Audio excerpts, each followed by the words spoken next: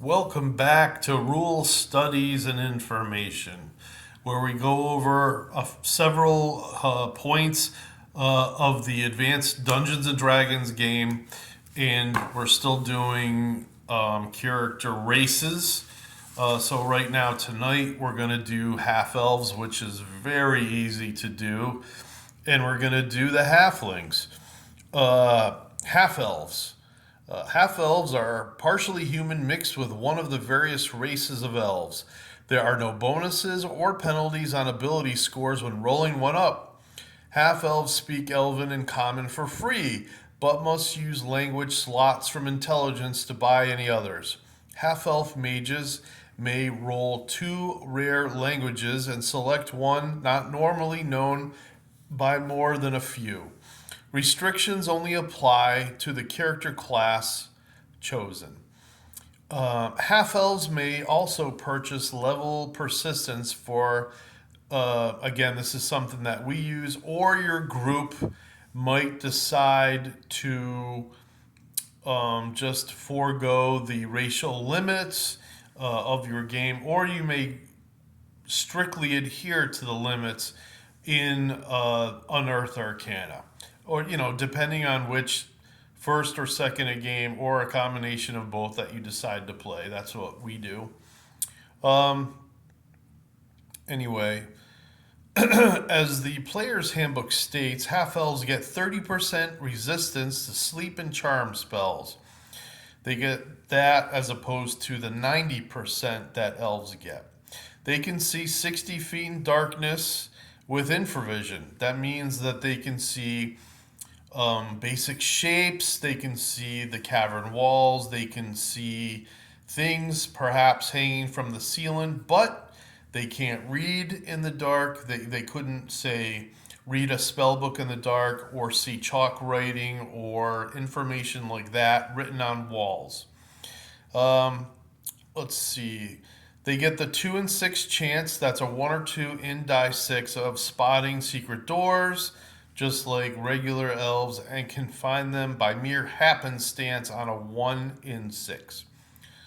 I wanted to put a word of warning in here. Lastly, a word of warning: drow half elves, in other words, human slash, part human, part drow. They still look drowish and will be viewed with suspicion or even hatred by most other races. Halflings. TSR got threatened by Tolkien Enterprises, so they couldn't use them, or excuse me, they couldn't use the term hobbit. They had to take that out all of the books. Halflings have the same anti magic kind of vibe as the dwarven race. For every 3.5 points of constitution, they get a +1 up to +5 versus any magical attack against them. The same bonuses, +1 to 5, hold true for saves against poisons of all sorts. This plus again refers to save versus any kind of poison they might come up against. Halflings can speak Halfling and Common for free. Any other language they wish to know depends on their intelligence score. Infravision. Tall fellows have 30 feet infravision. They are the most like human and are taller than the other two. Stoutish halflings have 60 feet infravision, and harefoot halflings have 60 feet infravision.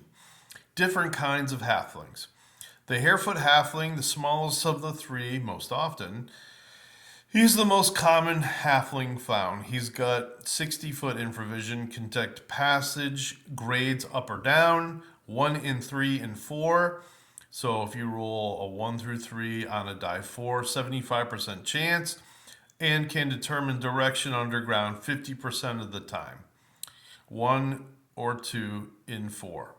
The stoutish halfling, slightly taller than the harefoot halfling most often, has 60 feet infravision, can detect passage grades up or down 75% chance of the time, and can determine direction underground 50% chance of the time. Uh, Essentially the same They probably could have come up with some more things to differentiate. As a DM, if you want to do this, you could come up with some minor differences. Maybe you give them, say, a proficiency for free or some sort of skill. Who knows? You could come up with something. Otherwise, just leave it be. The monster manual says that 18 strength is possible for this race for the Harefoot. Normally, when rolling up a character, this is not possible. One must roll an 18 and then raise it up to 19, subtracting two to 3 points from another score, and then deduct a -1.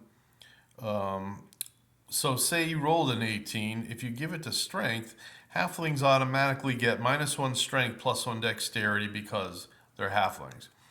So you get a 17, you apply it. Excuse me, you get an 18, you apply it, and you lose it. So what you have to do is steal. This is what I allow my players to do. I allow them to steal a point from another score. If they roll 3 dice 6, they get to lose 2 points from another score. If they roll 4 dice 6, they have to remove 3 points from another score, depending on, it's basically their choice, as long as it doesn't lower them below racial averages. So every race has minimums and maximums. So the absolute maximum strength for these two races is 18 without magical help, that is. Halflings continued. Tall fellow halflings, the tallest of the three, some even as tall as 4 feet and 5 inches. They can do some of the same. Determine grade and determine direction. Elves have a natural liking toward tall fellows. Oh, jeez. The absolute maximum strength for a tall fellow is 1850, unless by magical means. Halflings, when not in metallic armor, move silently pretty much constantly. Not always so, but sometimes.